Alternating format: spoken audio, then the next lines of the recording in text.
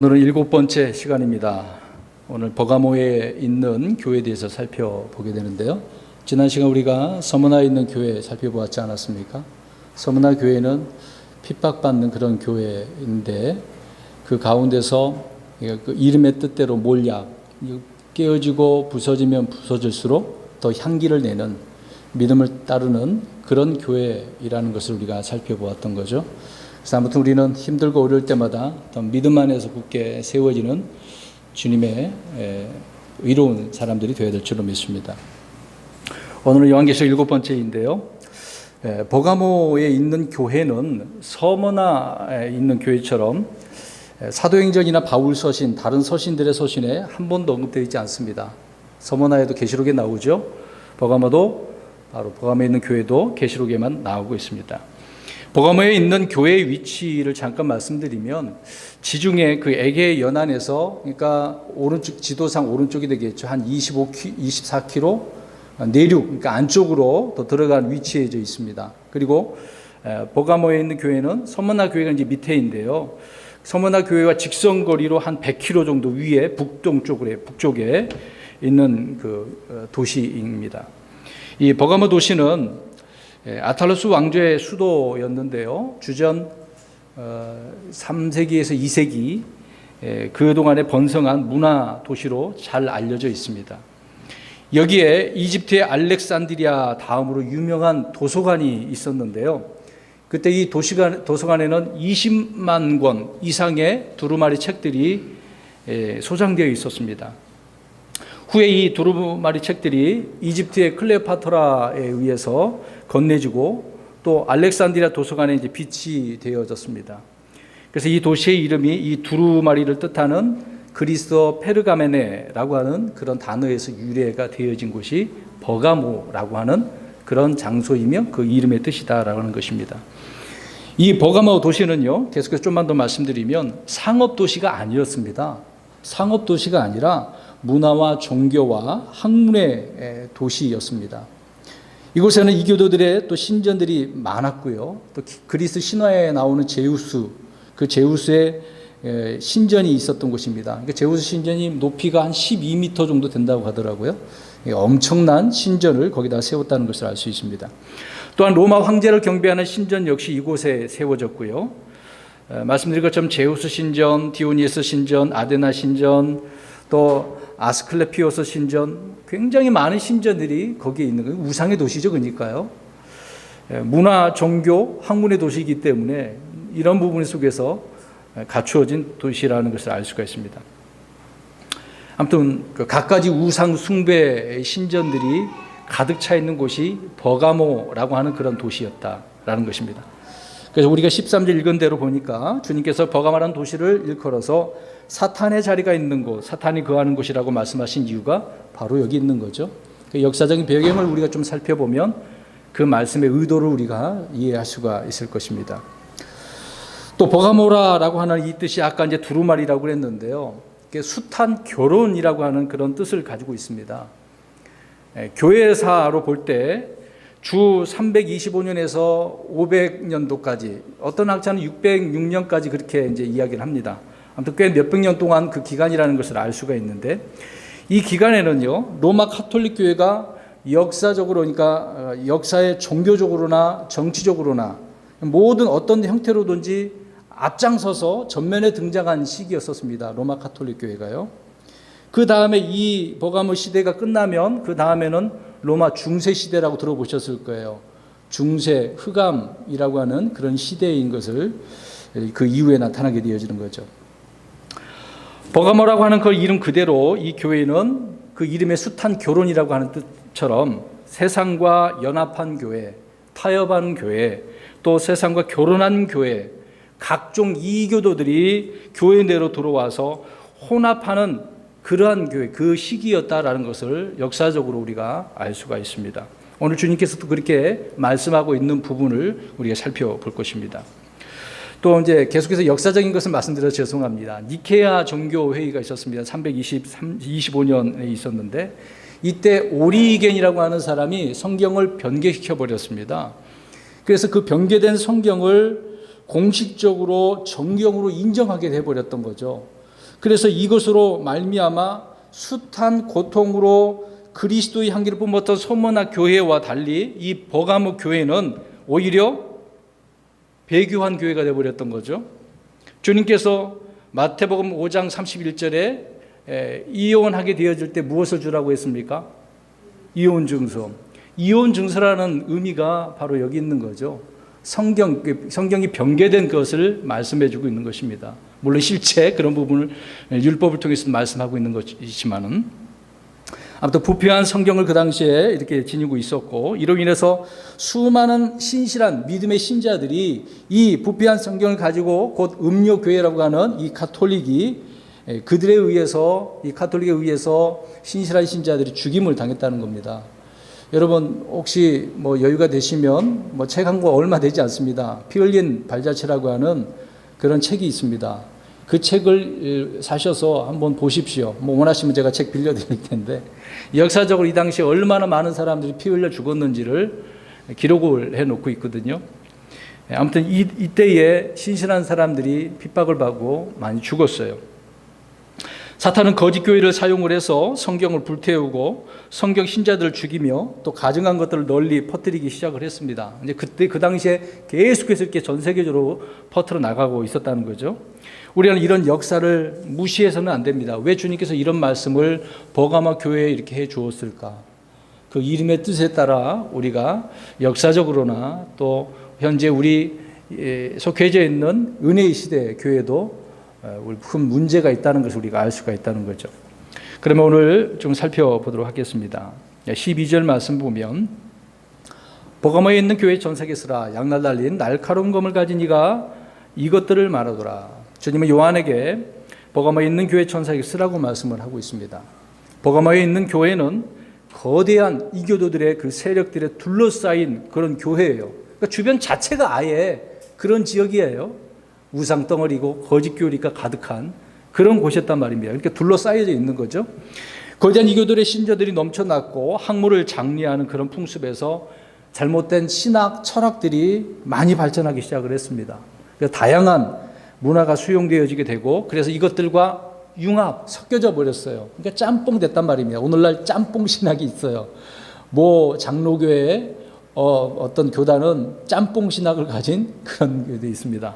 그런 교파가 있어요. 아무튼 이렇게 융합되어져 버렸고요. 그래서 버가모라고 하는 그 숱한 결혼이라는 이름을 가진 이 도시에서 교회가 순수한 믿음을 지니기 위해 참 어떻게 해야 될까요, 여러분?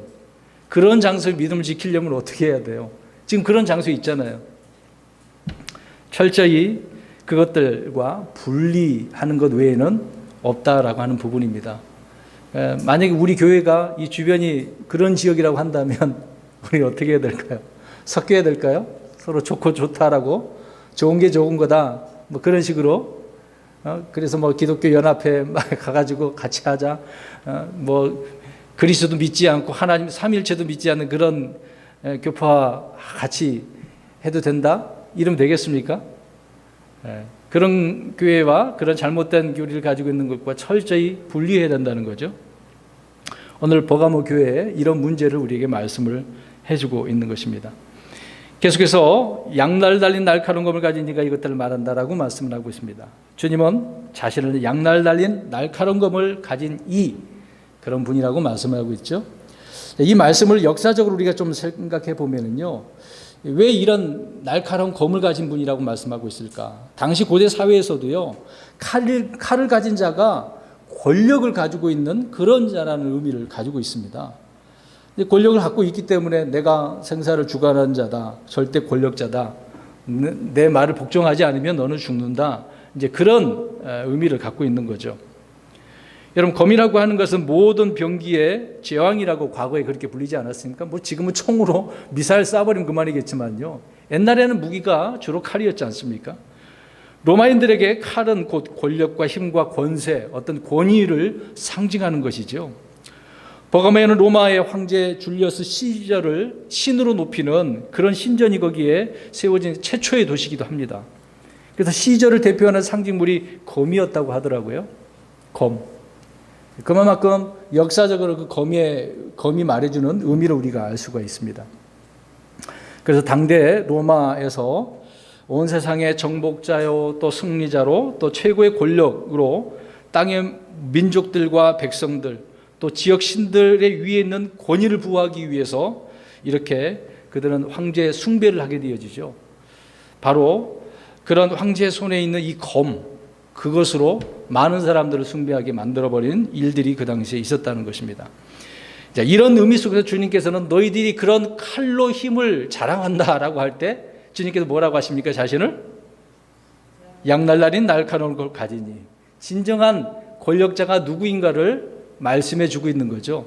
저는 지금 그 당시의 배경을 말씀드리면서 그들의 힘이 얼마나 컸고 과시되고 있었다는 것을 우리는 알지만, 그러나 그보다 더 강력하신 우리 주님이 이런 양날라는 검을 가지고 있는 분이다 라고 하는 것을 말씀드린 겁니다. 자, 이 검에 대해서, 칼에 대해서 영적으로 우리가 좀 더 생각해 보면은요, 히브리서 4장 12절에 우리가 많이 읽었던 말씀입니다. 하나님의 말씀은 살아있고 권능이 있으며 양날라는 어떤 것보다 예리하여 혼과 영과 및 관절과 골수를 찔러 둘러 나누기까지 하고 또 마음의 생각과 의도를 분별하는 분이시니. 자, 하나님의 말씀이 이렇게 히브리서 말씀하고 있는 것처럼 여러 가지 기능을 말씀해 주고 있는 것을 알 수가 있는 거죠. 자, 이런 것들을 가지고, 이 말씀을 가지고 사람의 마음에 있는 생각과 의도를 어떻게 합니까?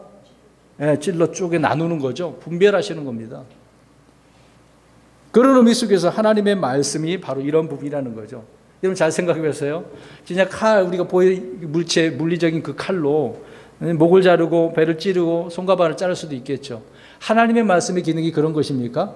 그런 것이 아니고 어떤 것을 찔러 쪼갠다고요? 마음의 생각과 의도, 혼과 영을 찔러 나누는 거죠. 여기서 혼과 영을 찔러 나눈다는 것은 우리 예수 그리스도를 믿을 때 성령님께서 들어오셔서 혼이 육체에 달라붙어 있는 것을 수술하시죠. 그게 이제 영적 할례의 말씀 아닙니까? 바로 그 혼과 영을 찔러 쪼개시는 것이죠. 말씀이 쪼개시는 것이니까. 그리고 에베소서 6장 17절 가서 보면 구원의 투구와 성령의 검 곧 하나님의 말씀을 취하라. 무엇을 취하라고 말씀합니까? 성령의 검, 하나님의 말씀이죠. 하나님 말씀은 바로 성령의 검입니다. 이 하나님의 말씀, 성령의 검은 철로 만든 그런 무기가 아니라 하나님의 입에서 나오는 호흡, 곧 숨, 영이라는 것을 말씀해 주고 있는 것이죠. 그래서 이 검은 소멸시키는 불처럼 화염검이라고 들어보셨지 않습니까? 화염칼, 불칼, 우리 금정경에는 불칼이라고 되어져 있는데, 그래서 이 성령의 검으로 악한 영과 악한 생각을 찌르고 벨 수가 있는 거예요. 하나님의 말씀이 이렇게 얼마나 강력한지를 설명해 주고 있는 거죠. 그래서 이 말씀으로 마귀를 물리치는데, 대적하는데 사용을 하고 있는 거 아닙니까? 우리 욥기서 40장 19절을 보면은요, 주님께서는 리오야단과 베헤못이라고 하는 그런 영적 존재들이 있습니다. 이것은 사탄을 상징하고 있는 것인데, 사탄을 말하고 있는 것이죠. 그런데 그 말씀을 보면은 이 리오야단과 베헤못은 칼로 사람들이 만들어 놓은 그런 무기로 이길 수가 없는 거예요. 어떻게 할 수가 없다라고 말씀합니다. 무엇으로 이길 수 있는가? 여기 40장 19절에 그는 하나님의 길들 중에서 으뜸이거니와 그를 만든 이가 자신의 칼을 그에게 가까이 될 수 있느니라. 자, 자신의 무엇을요? 칼. 하나님의 말씀으로, 성령의 검으로 이 리오야단과 베헤못을 주님께서는 무찔릴 수 있다, 멸할 수 있다라고 말씀을 하고 있는 것입니다. 여러분, 주님의 입에서 나오는 말씀은 이렇게 영적인 존재들에게 정말 치명적이죠. 한번 휘둘리기만 하면 얼마나 위협적인지 치명상을 입는 것이 하나님의 말씀이죠. 예수님께서 마귀에게 시험을 받을 때도 말씀 그 한마디로 마귀가 꼼짝 못하는 그런 부분을 우리가 알고 있지 않습니까? 나중에 주님의 그 말씀 한마디로 불호수에 이 사탄이 던져지게 되겠죠. 그래서 그만큼 하나님의 말씀은 영적인 존재들에게 치명적이고 위협적이다. 그래서 데살로니가 후서 2장 8절에 그 뒤에 저 사악한 자가 드러날 터인데 주께서 자신의 입의 영으로 그를 소멸시키시고 친히 오실 때 광채를 그를 멸하시리라. 자, 여기에서 저 사악한 자는 누구를 말하는 겁니까? 저 사악한 자. 저 사악한 자는 적그리스도를 말합니다. 적그리스도. 그런데 표시를 나중에 해놓으시면 좋을 것 같아요. 이 적그리스도를 주님께서 이 하나님의 입에서 나오는 말씀으로 물리치신다고 하고 있는 거죠.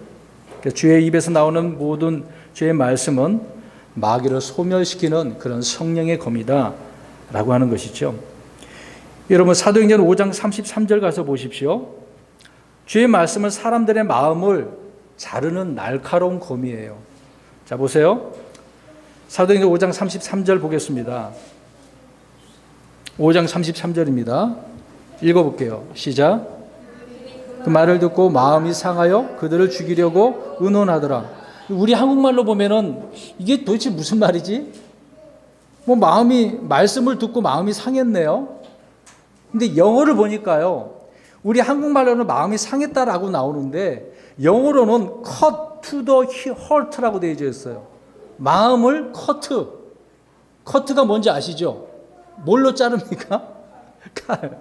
네, 뭐 가입 그렇게 생각하겠지만 커트는 자른다는 거잖아요. 그러니까 마음이 이렇게 말씀을 들어서 그 말씀이 마음을 잘라버린다. 그 얘기를 하고 찔른 거죠. 그래서 마음이 상하다라고 하는 표현이 그들의 마음은 칼로 이렇게 잘렸다라고 하는 부분이 될 겁니다. 여러분 사도들이 말씀을 선포할 때도 유대인들이 마음에 찔렸잖아요. 사도행 7장에도 보면 스데반이 설교를 합니다. 근데 물론 그 유대인들은 받아들이지 않죠. 거부합니다. 그럴 때도 마음이 상하여 그를 향해 이를 갈거는이라고 되어 있어요. 마음이 상했다. 그래서 하나님의 말씀은 살아있고 권능이 있기 때문에 사람들의 그 마음을 날카로운 검으로 찌르고 잘라내는 것이죠. 사도행 2장 37절에도 말씀을 하고 있습니다. 이제 그들이 이 말을 듣고 마음속으로 찔려 베드로와 나머지 사도들에게 이르되 사람들아 형제들아 우리가 어찌할까 하거늘. 복음을 듣고 우리가 어떻게 하면 좋겠습니까? 찔렸잖아요. 마음이 잘려진 거죠. 저와 여러분은 성령의 검을 가지고 있습니까? 여러분 전쟁터에서 무기를 잃어버린 군인이나 무기를 가지고도 사용할 줄 모르는 그런 군인이 있다고 한번 생각해 봅시다. 한번 생각해 보세요. 뭐 사용도 못하고 무기도 없는데 그럼 적군이 볼 때 어떨까요? 우습죠. 우스워요. 그들이 우습게 여기고 금방 쳐들어오게 되지 않겠습니까? 그럼 뭐 있는 거 다 빼앗기는 거죠. 그런 것처럼 우리가 생각해 봅니다. 우리 주변을 보면은요, 많은 크리스천들이 말씀을 가지고도 사용할 줄 모르는 사람이 너무도 많아요. 여러분 지금 우리가 완전히 보존되어져 있는 성경을 가지고 있습니다. 이 보존된 성경 들고 다니는 사람이 얼마나 많은지 않습니까? 인터넷을 통해서 듣고 지식은 쌓였는데 휘두를 줄을 모르는 거예요. 어디에다가 사용해야 될지 써먹어야 될지도 모르는 겁니다. 그냥 들고만 다니는 사람 많아요. 가방에 일주일 내내 가방에 넣어둔 분도 있고 집에다가 먼지 사이드로 두신 분도 많고요. 무기를 잃어버린 건 아닐까요? 뭐 아예 그냥 사용도 안 하고 있는 부분이죠. 오히려 전쟁터에서 싸워야 되는데 놀이터에서 놀고 있는 그런 격을 우리가 보게 되어집니다. 저와 여러분 하나님이 주신 강력한 무기를 잃어버린 채 살고 있지는 않은지 우리는 생각해 보아야 됩니다. 시편 149편 6절 가서 우리 한번 읽어볼까요? 시편 149편 6절. 여러분 성령의 검, 날카로운 양날 달린 날카로운 검을 가지신 우리 주님, 왜 이렇게 말씀하셨는지 우리는 이 마지막 시대에 더 이 말씀을 잘 주의 깊게 생각을 해야 될 것입니다. 149편 6절 시작. 그들의 입에는 하나님을 높이 찬양함이 있고 그들의 손에는 양날 달린 검이 있으리니. 아멘. 보십시오. 저와 여러분 손에는 무엇이 있어야 된다고 말씀하고 있습니까? 양날 달린 검. 양날 달린 검. 그런 의미 속에서 구약과 신약이 뭐 양날 달린 검이라는 표현도 하고 있지 않습니까? 당시 버가모에는 20만 권이 넘는 책들이 도서관에 있었지만은 이곳에 있는 그 수십만 권의 그 책들 중에 그 어떤 것도 우리 그리스도인들의 손에 잡아야 할 그런 양날 달린 검이 있겠습니까? 없는 거죠. 뭐 우리나라 국회 도서관이나 국립 그 되게 큰 도서관 있지 않습니까? 그런 도서관들의 책들이라고 해도 이 주님의 양날 달린 검과 비교할 수가 없는 거죠. 세상의 그 책들을 가지고 무엇을 이길 수가 있겠습니까? 여러분, 우리 입술에는 금방 우리 읽은 말씀처럼 우리 입술에는 주님을 찬양함이 있어야 된다고 말씀하고 있지 않습니까? 우리 손에는 올바른 성경, 진리의 말씀, 성령의 검, 양날 아닌 검이 있어야 된다고 말씀하고 있는 거죠. 그것이 곧 주님의 말씀이라는 거죠. 여러분, 다 같이 고린도후서 6장 7절을 읽겠습니다. 그래서 지금 우리는 항상 이 무기들을 가지고 다녀야 되겠죠. 고린도후서 6장 7절 찾아서 우리 읽겠습니다. 시작. 진리의 말씀과 하나님의 권능과 오른손과 왼손에 든 의의 병기로 그리하며. 자, 보세요. 우리 손 봅시다. 오른손과 왼손에 의의 병기가 있나요? 네, 주님의 말씀을 얘기하고 있는 거죠. 여러분, 사람들이 만들어 놓은 철학이나 종교, 또 과학이나 전통 등은 그 어떤 것도 우리가 붙잡아야 할 병기가 아니죠. 우리의 양손에는 성령의 검, 주의 말씀만으로 충분하는 겁니다. 믿으십니까? 주님의 말씀 외에 어떤 것으로도 그래서 우리가 무기 삼아서는 안 된다. 우리는 여기서 이렇게 알 수가 있겠습니다. 오늘 이제 13절 보겠습니다. 본문 13절. 내가 내 행위를 알고 또 내가 거하는 곳을 아노니 즉 사탄의 자리가 있는 곳이라. 내가 내 이름을 굳게 붙잡고 안디바가 나의 신실한 순교자가 되어 너희 가운데서 곧 사탄이 거하는 곳에서 죽임을 당한 그때에도 나의 믿음을 부인하지 아니하였도다. 주님은요, 버가모에 있는 교회에 그들의 행위를 알고 또 거하는 곳을 아신다고 말씀하십니다. 이 교회에 칭찬받은 행위는 무엇이라고 말씀하고 있습니까? 주의 이름을 굳게 붙잡고 있네요. 그 다음에 순교자가 되어서 죽임을 당한 때에도 무엇을 부인하지 않았다? 믿음을. 누구의 믿음이라 그래요? 주님의 믿음이죠. 내 믿음이 아니라 주님의 믿음을 붙잡는 거죠. 주님 버가모를 사탄이 있는 자리, 사탄이 거하는 곳이라고 말씀하고 계십니다. 버가모에 있는 교회는 사탄의 자리, 사탄이 거하는 곳에 위치한 교회이기 때문에 이런 표현을 하고 있는 거죠. 그곳에는 바벨론의 신비 종교, 이 신비 종교를 그대로 흡수를 해서 버가모에는 고대 바벨론 종교 의식들이 거행되고 있었습니다. 아까도 얘기한 것처럼 여러 그 신들이 다 바벨론 종교 아닙니까? 그 신비 종교들이거든요. 오늘날 교회들이 행하는 이런 여신 숭배하는 교파가 있죠. 가톨릭. 그 다음에 죄송하지만 오늘날 개신교회가 많이 행하는 12월 25일 날 크리스마스. 이건 원래 동지축일이라고 합니다. 동지파죽 아시죠? 이 태양이 다시 부활하는 것을 의미하는 그런 이교도들의 풍습입니다. 이거를 그리스도께서 태어나신 날로 둔갑을 해버린 거죠. 역사적으로 보면 인터넷만 쳐보면 다 나오잖아요. 그런데도 불구하고 그날이면 얼마나 많은 사람들이 거기 빠져 있습니까? 그 다음에 이스터라고 하는 우리 성경에 나오죠. 부활절. 우리는 이제 부활절 같은 거 안 하는데 이스터 달걀 만들지 않습니까? 어떤 뭐 풍요를 상징한다고 하고 뭐 생명을 말한다고 하면서 부활절 그런 부분이 있죠. 그 다음에 뭐 묵주 돌리는 거, 뭐 제사장 체계나 여러 가지 이런 그 이교도들의 종교 의식이 오늘 우리가 살펴보는 버가모에 있는 교회에 들어온 거예요.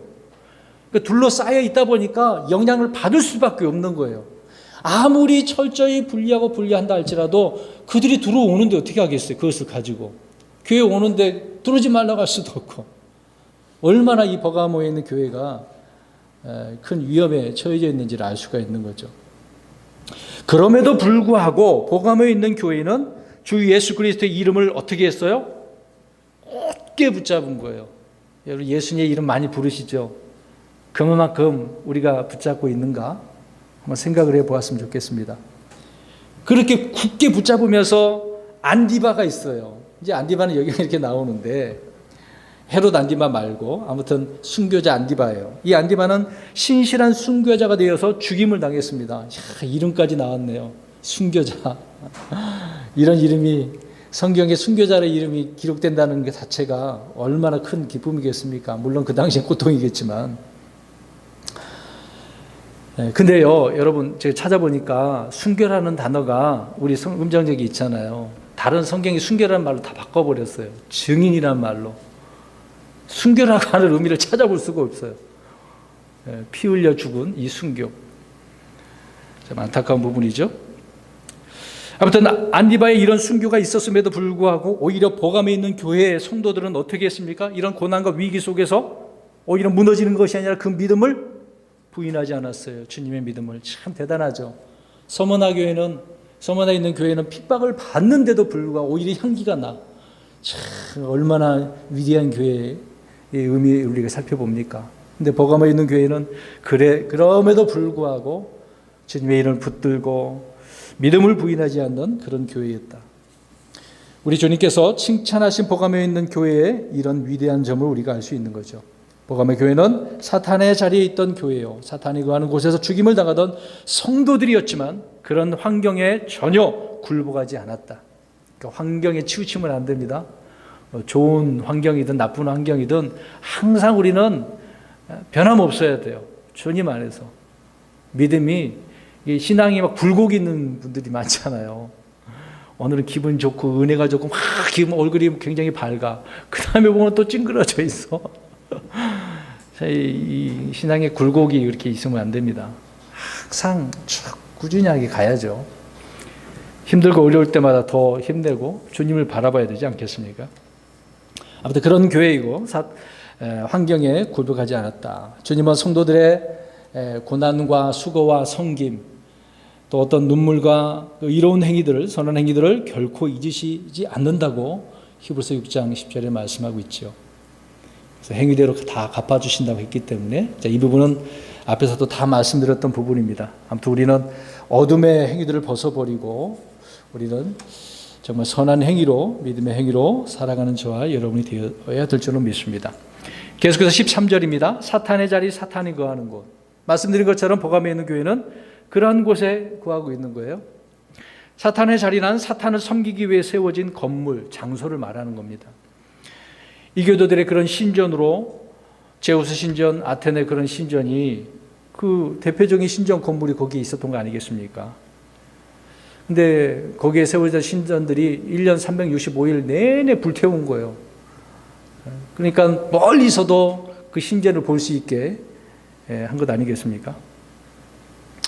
아무튼 각양각색의 형상도 있고 우상들도 있고 얼마나 많은 그런 유물들이 지금도 남아있는지 그 터가 있는 것을 우리도 사진을 통해서도 다 알 수가 있습니다. 직접 가보지는 못했습니다만은 우리가 갔다 오신 분들의 그 찍은 영상이나 사진을 통해서 우리가 경험할 수 있는 거죠. 아무튼 버가모에 있는 교회는 그런 사탄의 자리가 있는 곳에 있었고 이 교도들은 자신들의 신을 부정하는 그런 크리스천들을, 믿음의 사람들을 자신들의 그 신전에서 종교 재판을 하는 거죠. 거기서 죽이는 겁니다. 자기들의 교리에 맞지 않다고 역사적으로 실제적으로 그 당시에 있었기 때문에 우리가 알 수가 있습니다. 계속해서 13절 보십시오. 내가 내 이름을 굳게 붙들고, 주 예수님의 이름을 굳게 붙잡았다고 하고 있는 거죠. 이 세상에는 유명한 사람들의 이름, 영웅들의 이름 많아요. 왕들의 이름도 있고 또 가톨릭에서는 성인들이 있지 않습니까? 천사들의 이름도 있고요. 천사 숭배하는 자들이 그렇게 하지 않겠어요. 그러나 우리가 붙들어야 할 이름이 무엇입니까? 예수 그리스도, 우리 주님의 이름이죠. 주라고 하는 이름입니다. 우리가 잠깐 아시는 부분이 되겠지만 예수란 이름의 뜻이 뭡니까? 그가 자기 백성을 그들의 죄들에서 구원할 자이십니다. 그가 하나님이라는 거죠. 또 임마누엘이라고 우리와 함께 하시는 하나님이라는 뜻 아닙니까? 주님은 하나님이시기 때문에 그 이름을 가지고 구원하시는 거죠. 그리스도인들 가운데 예수라는 이름으로 인해서 모든 사람에게 이렇게 미움을 받고 또 그 이름을 통해서 우리가 누구를 대접하고 섬기고 주님의 이름으로 우리가 산다고 생각해 보십시오. 말씀드린 것처럼 주님께서 보상해 주시겠죠. 그래서 예수님의 이름이 얼마나 중요한지를 여기서 말씀하고 있습니다. 오직 주 예수 그리스도의 이름을 붙들고 있는 저와 여러분이 되시길 바랍니다. 그 다음에 계속해서 13절에 안디바가 나의 신실한 순교자가 되어, 버가모에 있는 교회는 주 예수님의 이름을 그렇게 붙잡았고 그렇게 흔들리지 않았습니다. 근데 보십시오. 로마 가톨릭이 마리아의 이름을 굳게 붙잡고 천사들이나 죽은 성인들의 이름을 굳게 붙잡는과 이건 얼마나 차이가 있어요. 안디바는 죽으면서도 주의 이름을 붙들고 흔들리지 않았으니. 근데 보십시오. 안디바가 어디에서 죽었다고 합니까? 읽은 대로 네, 사탄이 거하는 곳에서, 너희 가운데서 그렇게 표현합니다. 너희 가운데라고 그랬어요. 지금 버가모에 있는 교회 지금 그 교회가 지금 어떤 상태가 된 겁니까? 네, 사탄이 거하는 곳이 돼버린 거예요. 참 그렇죠. 서머나에 있는 교회에 사탄의 회당인 자들이라고 표현하지 않습니까? 사탄의 회당인 자들이 있었다라고 하는데 여기서는 버가모에 있는 교회는 사탄이 거하는 곳이라 불리는 자들이 있다는 거예요. 역사적으로도 정확히 일치합니다. 그러니까 신실한 순교자들이 가톨릭 교도들 가운데서 사탄이 거하는 곳에서 종교 재판을 받고 죽임을 당한 그런 부분입니다. 아까도 얘기했던 것처럼 많은 사람들이 피를 흘려서 죽임을 당하는 것이죠. 유대인들도 마찬가지 아닙니까? 초대교회의 역사에서 우리가 알 수 있듯이 크리스천들을 잡아서 죽이지 않았습니까? 그들이 종교 재판도 했고요. 예수님뿐만 아니라 사도들, 베드로 역시, 바울 역시도 이 유대인들을 자기 형제들인데도 어려움을 당하지 않았습니까? 그래서 본문을 잘 보시기 바랍니다. 13절에 내가 거하는 곳, 또 사탄의 자리가 있는 곳, 너희 가운데서 사탄이 있는 거하는 곳에서. 참 이곳에 그러니까 누가 거해야 된다는 거죠? 원래는 네, 주님이 성도들의 모임이고 주의 이름으로 모이는 걸 장소해야 되는데 지금 사탄이 거하는 곳, 불리는 자들이 거기에 있는 부분이죠. 그래서 우리가 이 버가모 교회를 교훈 삼아서 우리 교회를 영적으로 한번 비교해 보면 우리 교회는 누가 거하는 교회인가? 주님이 해야 되겠죠. 잊지 말아야 됩니다. 14절입니다. 그러나 내가 너를 책망할 것이 몇 가지 있나니 이는 거기에 발람의 교리를 붙잡는 자들이 내게 있기 때문이로다. 그가 발락을 가르쳐 이스라엘 자손 앞에 걸림돌을 놓게 하고 우상들에게 희생물로 바친 것들을 먹게 하며 또 음행하게 하였느니라. 자, 14절 잘 보십시오. 버가모 교회를 향해서 한 가지 책망을 하십니다. 몇 가지 책망을 하셨는데 그 중에 거기에 뭐가 있어요? 무엇을 붙잡고 있습니까? 발람의 교리. 아니 주의 이름을 붙잡는 부분도 있는데 발람의 교리를 붙잡는 그런 자들이 있었네요. 그러니까 버가모에 있는 교회는 거기에는 순수한 주님의 말씀이 아닌 이교도들의 이런 교리, 곧 세속화된 그런 풍습과 철학들이 자리 잡고 있었죠. 또 유대인들이 주님의 말씀보다 사람들의 전통, 계명을 따르던 것처럼 버가모 교회에 있는 교회의 전통, 가톨릭의 전통 그렇게 생각할 수 있겠죠. 또 교회 법, 교황의 그 가르침, 사람들이 맞는 교리를 주의 말씀인 성경처럼 붙들고 있었다는 겁니다. 그러니까 얼마나 극도로 또 타락한 부분을 보여주고 있는 거죠. 여러분 우리가 알다시피 발람의 교리는 어떤 교리를 말합니까? 오늘 여기 기록되어져 있는 것처럼 우상이잖아요. 우상 섬기게 하는 거 아닙니까? 민수기에 나오죠.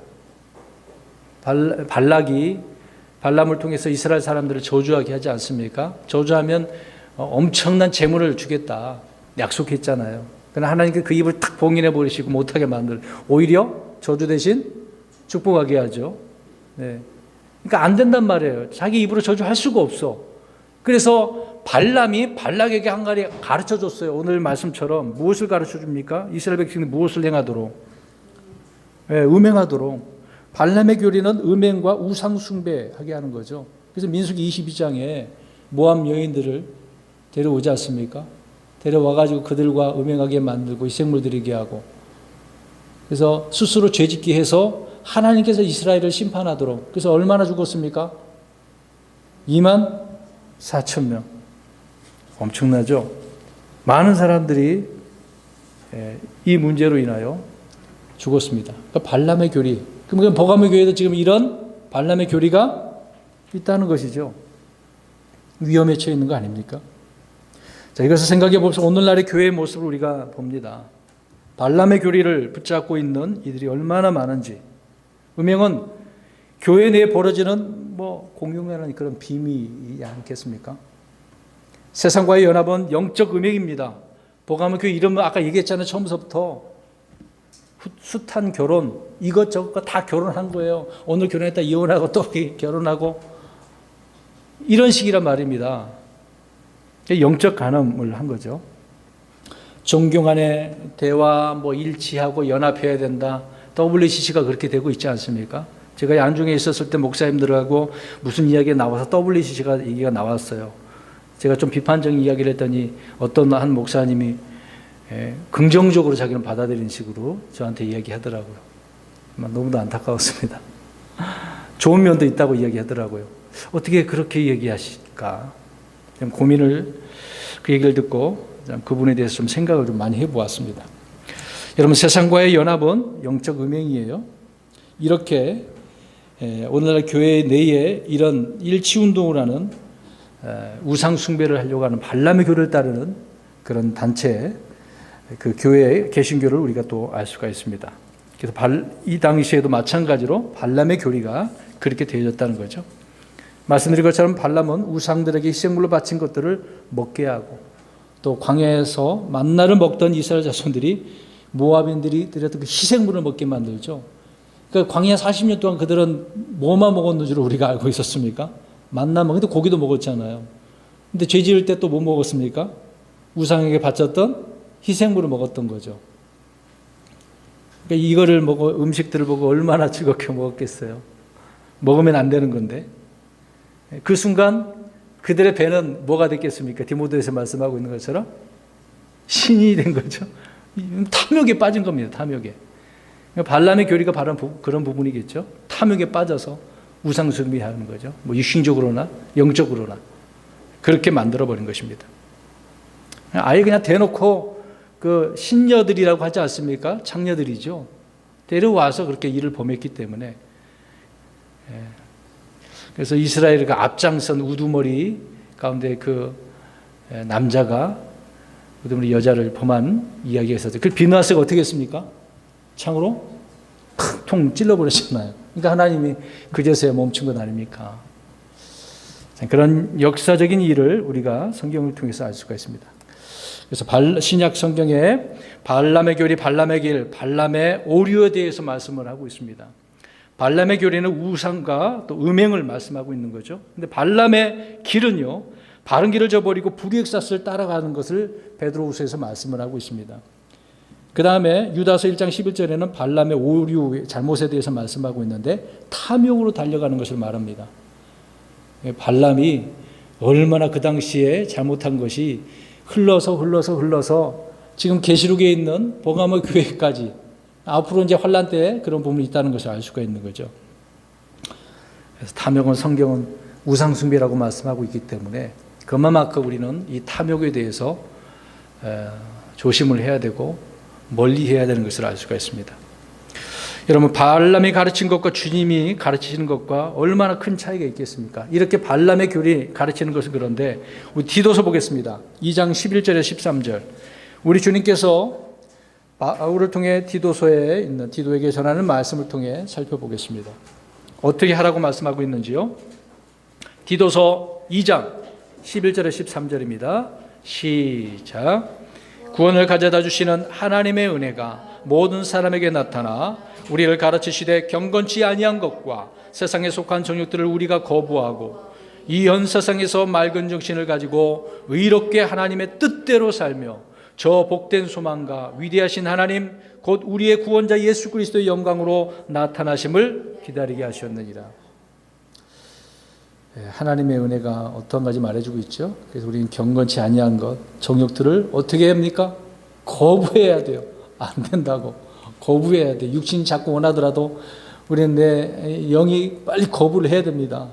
그래서 맑은 정신을 가지고 하나님의 뜻대로 살아야 된다. 이게 우리 그리스도인들이잖아요. 내 뜻이 아니라 주님 뜻. 우리 노래도 있잖아요. 주님 뜻대로 살기로 했네. 그렇게 불렀는데 돌아서면 내 뜻대로 살기로 했네. 너무도 많죠. 작심삼일인 것도 많아요. 15절입니다. 오늘 본문의 15절. 이와 같이 내게도 니골라당의 교회를 붙잡는 자들이 있거니와 내가 그것을 미워하노라. 우리 앞에서 우리 살펴보았던 내용 아닙니까? 에베소 교회. 니골라당의 교리는 말씀드린 것처럼 성직자 계급이에요. 그런 그 권능을 가지고 직책을 가지고 백성들을 다스리려고 하는, 복종시키려고 하는 그러한 니골라당이었다는 겁니다. 구약의 유대인들이 뭐 대제사장이 있고 레위 지파의 제사장들이 있지 않습니까? 그런 것처럼, 그래서 신약에 와서 예수님께 계셨을 때 이들이 얼마나 그 힘을 가지고 많은 사람들을 괴롭혔겠습니까? 그런 체계를 말해주는 것이 니골라당의 교리인 것입니다. 그러나 신약교회에서는 이런 체계가 없죠. 우리 모든 크리스천들은 서로가 형제고 지체이기 때문에 계급 사이가 있는 거 아니죠. 우리는 서로 섬기는 겁니다. 서로 높여주고 이끌어주고 밀어주고 기도해주고 이런 섬기는 그런 관계라는 것을 알 수가 있죠. 지금은 뭐 목양자가 뭐 굴림해서는 안 된다고 베드로서도 말씀하고 있지 않습니까? 항상 겸손히 섬기는 그런 부분이라는 것을 우리가 알 수가 있습니다. 아무튼 니골라당의 교리를 만들어서 이것을 붙잡고 있단 말입니다. 그래서 읽은 것처럼 니골라당의 교리를 붙잡는 자들, 오늘 많은 교회들이 이런 상태에 지금 빠져 있습니다. 그래서 얼마나 백성 성도들을 얽어매고 좌지우지하는지 알 수 있지 않습니까? 너 내 말 안 들으면 너 저주받아. 우리 교회 나가면 너 저주받는다. 심리도 못 가서 너 발병 난다. 이런 식으로 저주를 하죠. 들어보신 분도 있을 거예요. 저도 들었거든요. 과거에 있었던 교회에서 문제가 돼서 아니다 싶어서 나왔는데 막 저희가 뭘 받았던 것도 잘라버리고 저를 뭐 출교시킨다고 하는 식으로 하여튼 저주까지 받았습니다. 저는 하여튼 그렇게 협박을 합니다. 이런 니골라당의 교리를 우리가 알 수가 있는 거죠. 여러분, 발람이라고 하는 뜻하고 니골라라고 하는 그 이름이 다르니까, 발음이 다르니까, 단어가 다르니까 다르다고 생각하죠. 하나는 히브리 말이고 하나는 헬라 말이에요. 그리스 말이에요. 의미는 똑같아요. 바알과 람. 그러니까 바알은 정복, 지배한다는 말이고, M은 백성을 말하는 거예요. 지배하는 거예요, 백성들을. 니콜라도 제가 말씀드리지 않았습니까? 같은 의미예요. 니콜과 니카오하고 라오스라는 단어가 붙어진 거죠. 같은 의미입니다.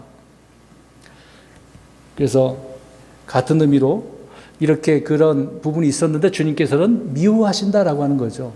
지금 많은 교회들이 이런 상태에 있는 것입니다. 그래서 우리는 이러한 교리를 따라서는 안 되는 것이죠. 그 다음 16절입니다. 회개하라. 이제 이런 문제가 있었으니까, 책망하셨으니까 회개하라고 말씀하시네요. 그리하지 않으면 내가 속히 내게 가서 내 입의 칼로 그들과 싸우리라. 주님께서는 회개하라고 말씀하고 있네요. 여러분, 회개라는 것은 다 내가 버리고 돌아서는 거잖아요. 완전히 주님께 돌아서는 것을 말씀하고 있는 거 아닙니까? 그런데 단지 죄를 슬퍼하거나 자신을 애통해하는 것이 회개가 아닙니다. 가룟 유다가 막 울면서 뭐 회개했다고요? 그 진정한 회개가 아니죠. 죄를 깨닫고 그 죄를 버리고 의로 돌이켜야 하는 것이 회개라고 하는 것입니다. 그래서 이 회개라고 하는 명령은 모든 사람들에게 주어지는 하나님의 명령입니다. 요한복음 살펴본 대로 침례 요한이 회개하라, 예수님도 회개하라, 제자들도 회개하라고 그렇게 외친 것 아니겠습니까? 왜? 왕국이 도래하니까. 근데 사람들이 회개를 하지 않은 부분을 알 수가 있습니다. 왜 회개해야 됩니까? 몇 가지 쭉 말씀해 드릴게요.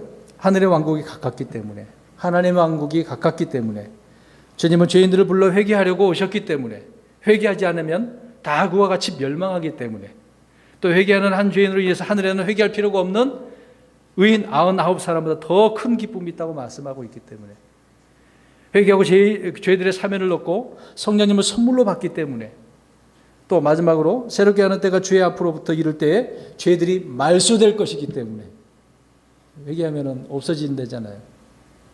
뭐 이외에도 얼마나 많이 있습니까? 그래서 회개하라 말씀하고 있습니다. 성경에서 회개라는 말씀들이 명령이 반복해서 계속해서 말씀하고 있습니다. 여러분, 에베소 교회는 회개하지 않으면 등잔대를 옮겨버린다고 경고를 하지 않았습니까? 근데 오늘 버가모 교회는 어떻게 한다고 말씀하고 계셔요? 직접 주님께서 오셔가지고 자신의 입에 칼로 말씀으로 싸우시겠다고. 여러분, 주님과 싸우면 어떻게 될까요? 이길 수 있어요? 어떻게 이겨요? 주님과 대적 관계가 됐다는 이야기 아닙니까? 그때는 끝이죠 뭐. 어떻게 주님과 맞붙어서 싸우겠습니까? 지금 무엇을 붙잡는 자들이 이렇게 주님께서 오셔서 이렇게 하신다고 말씀합니까? 니골라당의 교리를 붙잡는 자들. 이제 오늘날 많은 교회들이 주님께서 오셔서 이렇게 말씀을 가지고 싸우실 겁니다. 그때는 뭐 꼼짝마죠. 변명할 수도 없고요. 벌벌벌 떨어야 될 때가 얼마 남지 않았습니다. 자, 분명히 잘 보십시오. 누구와 싸운다고 그러셨습니까? 마귀들과 싸우는 것도 아니고, 회개하지 않은 사람들이죠. 회개하지 않는 거예요. 회개하라. 그리하지 않으면 내가 속히 내게 가서 내 입의 칼로 그들과 싸우리라. 회개 안 하는 사람 빨리 정신 차려야 됩니다. 오늘날 회개해야 할 게 많이 있는데 나 회개할 거 없어요. 죄 증거도 없어요. 성경 읽어봐요. 얼마나 많이 나오나. 읽으면 읽을수록 눈물 흘릴 수밖에 없어요. 읽으면 읽을수록 내 가슴을 칠 수밖에 없어요. 내가 이런 죄인이었구나. 바울이 자기 모습을 보면 볼수록 어때요? 오호라 나는? 이렇게 나와야 되는데 읽어도 그런 게 마음이 하나도 깨닫게 되지도 못해. 그러면 주님께서 어떻게 하신다고 오셔서? 칼로 싸우셔요. 참 이런 사람은 문제가 있는 거죠. 그래서 발람의 교리를 붙잡는 자들, 니골라당의 교리를 붙잡는 자들과 싸우시겠다는 것입니다. 주님께서 대적하시고 싸우시는 사람들은 그 인생이 이제 끝난 거예요. 마지막 17절입니다. 교회 있는 자는 성령께서 교회들에게 말씀하신 것을 들을지어다. 이기는 자에게는 내가 감추어 둔 만나를 주어 먹게 하고, 아까 이제 만나 발람이 못 먹게 했지 않습니까? 또 흰 돌을 그에게 줄 터인데 그 돌에는 새 이름이 기록되어 있어 그 돌을 받은 자 외에는 아무도 그 이름을 알지 못하느니라. 자, 주님은 이 글이 단지 버가모에 있는 교회만 주어진 것이 아니죠. 교회들에게 말씀하시는 것이라. 대표적인 7교회를 선정하면서도 이 버가모 교회였지만 교회들, 오늘 모든 교회를 다 말하고 있습니다. 환난 때도 말하고 있는 거고요. 우리가 계시록을 공부하는 이유가 바로 성령님께서 말씀하시는 것이기 때문에, 그래서 우리가 이런 부분을 잘 주의 깊게 생각을 해야 됩니다. 모든 성경은 모두 성령님께서 주신 말씀이기 때문에 그러는 거죠. 그래서 이기는 자에게는 이라고 말씀합니다. 이미 이것을 살펴본 거예요. 우리 성도들은 믿는 자이고 이미 이긴 자입니다. 또 환난 가운데 성도들은 어떻게 해야 됩니까? 그들도 예수 믿어야 되고 도망 다녀야 되고 인내해야 되고 666표 받지 말아야 되고 끝까지 견뎌내야 되겠죠. 그들은 믿음과 행위가 대환란 때는 있어야 되는 부분입니다. 그래서 그들은 그렇게 해서 이기는 자가 되는 거겠죠. 계속해서 주님께서는 이기는 자에게 보상을 약속하셨는데 무엇을 먹게 하신다고 합니까? 만나. 아까 이제 발람의 교리로 인해서 만나를 못 먹고 이 우상들의 희생물을 먹지 않았습니까? 또 만나를 먹게 하고 흰돌을 준다라고 말씀하고 있습니다. 여러분, 대환란 때 이스라엘 백성들이 어디로 도망가는지 아십니까? 광야로 도망가야 돼요. 이 광야로 도망간 사람들은 그래서 하나님께서 무엇을 지금 먹게 하신다는 겁니까? 만나를 따로 주십니다. 광야에서 그들은 그래서 만나를 먹게 된다고 말씀하고 있어요. 이것은 천사들의 음식이죠. 3년 반 동안 하나님께 그들을 먹이십니다.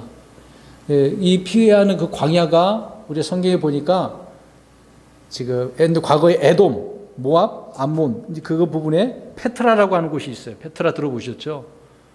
이 페트라라고 하는 장소에 일부 유대인들이 거기로 이제 도피하게 됩니다. 그 외에 다른 곳에 도피한 일부 유대인들은 갈멜과 바산과 길르앗 광야에 도피 생활을 하게 될 것입니다. 그때 주님께서는 만나를 먹이시고 또 물도 공급하시고 또 밭과 포도원에 있는 그런 것을 먹을 수 있도록 해 주시는 거죠. 계속해서 17절에 보니까 흰돌을 그들에게 준다고 말씀하고 있네요. 이기는 자에게 흰돌을 준다. 여러분 좀 이것을 이해하기 위해서 스가랴서를 한번 가보겠습니다. 스가랴서 마지막 부분 좀 우리가 살펴봅니다. 스가랴서 3장 9절 시작. 못 찾으셨네요. 스가랴서 3장 9절입니다. 읽어봅니다. 시작. 만군의 주가 말하노라 내가 여호수 앞에 놓은 돌을 보라. 한 돌에 7눈이 있으리라. 보라 내가 거기에 새길 것을 새기며 그 땅의 불법을 하루에 제거하리라. 주님은 한 돌이라고 불려지시는 거죠. 돌이는 신약에 와서 살아있는 돌, 리빙스톤, 또 반석, 머릿돌 그렇게 말씀하고 있지 않습니까? 본문에서 주님은 자신을 감춰진 만나 흰돌이라고 말씀을 하고 있습니다. 자, 이 말씀을 또 여호수아 8장 31절 32절 가서 보면은요. 이것은 주의 종 모세가 이스라엘 자손에게 명령한 것과 모세 율법적에 기록된 대로 사람이 쇠를 대지 아니하는 온전한 돌들로 만든 제단이더라. 거기서 뒤에 이제 보니까 그가 거기서 돌들 위에 모세 율법 사본을 기록했다라고 말씀하고 있습니다. 하나님께서 말씀하신 대로 여호수아가 그곳에다가 율법을 새기게 되어지는 부분이죠. 근데 그 돌들을 우리가 이제 신명기 한번 가서 보겠습니다. 지금 흰돌을 준다고 그랬잖아요. 신명기 27장 2절 3절 보겠습니다. 도대체 이 흰돌이 뭔데 자꾸 흰돌을 주신다고 하시는 걸까요? 신명기 27장 2절 3절 주의 율법이 기록된 돌들을 한번 보시기 바랍니다. 2절 3절 27장 시작. 너희가 요르단을 건너 주 내 하나님께서 내게 주시는 땅에 이르는 날에 너는 큰 돌들을 세우고 거기에 석회를 바를 것이요 또 건너간 뒤에 이 율법의 모든 말씀을 그 돌들 위에 기록할지니라. 자, 기록을 하라고 하시네요. 근데 돌에다가 뭘 발랐어요? 석회. 석회를 바른 돌들이 흰 돌을 말하는 겁니다. 가나안 땅에서 흰 돌들 위에 이렇게 율법을 기록했듯이 대환란을 통과한 성도들에게 새 이름을 기록한 흰 돌을 주신다는 의미의 말씀인 것이죠. 우리 크리스천들의 이름은 어디에 기록되어 있습니까? 어린 양의 생명체. 그럼 대환란을 통과한 자들에게는 어디에 지금? 흰돌. 근데 그 흰돌을 주면서 사람들이 거기다 이름을 새겼는데 알아요? 몰라요? 모르죠? 네. 성경에는 새 이름이 나옵니다. 곧 그 새 이름을 준 그런 자가 있었죠. 아브라함을 뭘로 하나님 주셨습니까? 아브라함. 그 안에 사레는 사라. 야곱은 뭘로 또 주셨습니까? 이스라엘. 사울은 사도 바울을 줬죠. 새 사람이 된 거 아닙니까? 그런 의미 속에서 이긴 자들은 주님께서 이 새 이름을 부여해 주심으로 새 사람임을 이렇게 증명해 주고 있는 부분이죠. 나중에 환난을 잘 견딘 사람들에게 이렇게 해주겠다라고 하는 그런 의미를 우리가 생각해 볼 수가 있습니다. 자, 오늘 버가마 교회에 대한 부분을 쭉 살펴보았는데 잠깐 정리하겠습니다. 버가모에 있는 교회를 통해서 우리는 그 이름에 따라 어떻게 되겠습니까? 숱한 결혼이라고 하는 뜻을 담고 있는데 오늘날 많은 교회들이 어떻게 하고 있습니까? 타협하고 연합하고 혼합되어져 있죠. 섞여져 있죠. 발람의 교리, 니골라당의 그런 교리, 우상을 따르는 또 종교적인 그런 부분 속에서 얼마나 많이 타락해 되어져 있습니까? 우리는 타협과 연합과 혼합되어서는 안 된다라고 하는 부분입니다. 그러니까 지금 이런 말씀을 우리가 생각할 때 이렇게 나오면은 너 너무 극단적인 거 아니야? 너만 잘 믿는 거냐? 이런 식으로 손가락질 당할 수도 있을 겁니다. 그럴 때 참 우리 비참한 것 같아요. 성경대로 나는 이렇게 믿고 살고 싶다는데 근데 그런 것이 싫은 사람들은 굉장히 비난을 하지 않습니까? 그럴 때 어떨까요, 여러분? 정말 상처받을 거예요. 심란할 거예요. 그럴 때 우리는 깊이 생각을 하고 내가 성경대로 살고자 하는가. 오늘 말 버가모 교회인처럼 안디바처럼 주의 이름 굳게 붙들고 순교당한다 할지라도 믿음을 따라야 되는 부분이 있겠죠. 또 사탄이 거하는 곳에서 우리는 주님의 이름을 굳게 붙들고 그래서 순교자의 삶을 이렇게 살아가야 하는 것이고요. 끝까지 주님의 주님의 그 믿음을 부인하지 말아야 될 것입니다. 그런 성도가 되시는 저와 여러분이 되시기를 주의 이름으로 축원합니다.